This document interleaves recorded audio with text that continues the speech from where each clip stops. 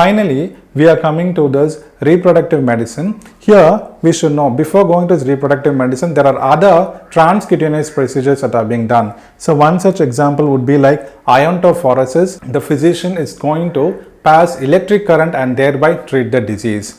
So, we have transcutaneous assessment of this bilirubin levels. All those can be selected via the codes from that section, and we also have something called like morphometry, where just like cytometry, the external appearance of the cells are being studied, which is coming under morphometry. Finally, with the reproductive medicine, you can expect questions here. What happens with reproductive medicine with so much of assisted and fertilization techniques that are available right now? So now they are going to preserve the sperm, the ovum and the oocyte. So before that, you need to know what exactly is an oocyte. An oocyte becomes a mature ovum. Then what is an embryo? Embryo is a product of fertilization, that is zygote. So zygote, when it undergoes various mitotic division, the zygote becomes a embryo.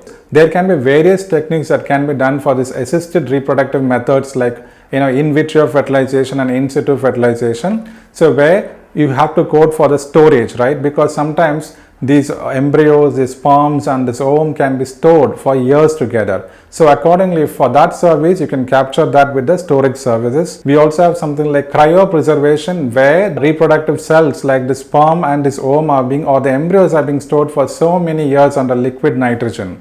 So we have special codes for cryopreservation as well. And what we need to know is like culturing of oocyte. So we know it is they are going to culture the cells so that they can later on retrieve the cells for an artificial reproductive technique.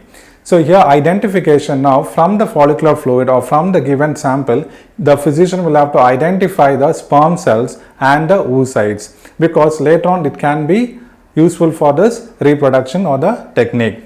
So finally, we are going to see, you can expect a question from this section where you need to be very careful whether are they going to identify the sperm cells or the oocytes or the mature ovum, or sometimes it can be even the matured oocytes as well. Is it going to be a storage or a cryopreservation, or the physician is going to study this sperm motility test or test called hatching. What is hatching? Where the sperm enters a zona pellucida of the oocyte, it becomes a hatching. So accordingly, you can report the codes. Or the physician is going to do a sperm examination, right? Whether how many motile sperms are there, how many non-motile sperms are there. Is it a diagnosis of azoospermia or a oligospermia? All those needs to be considered.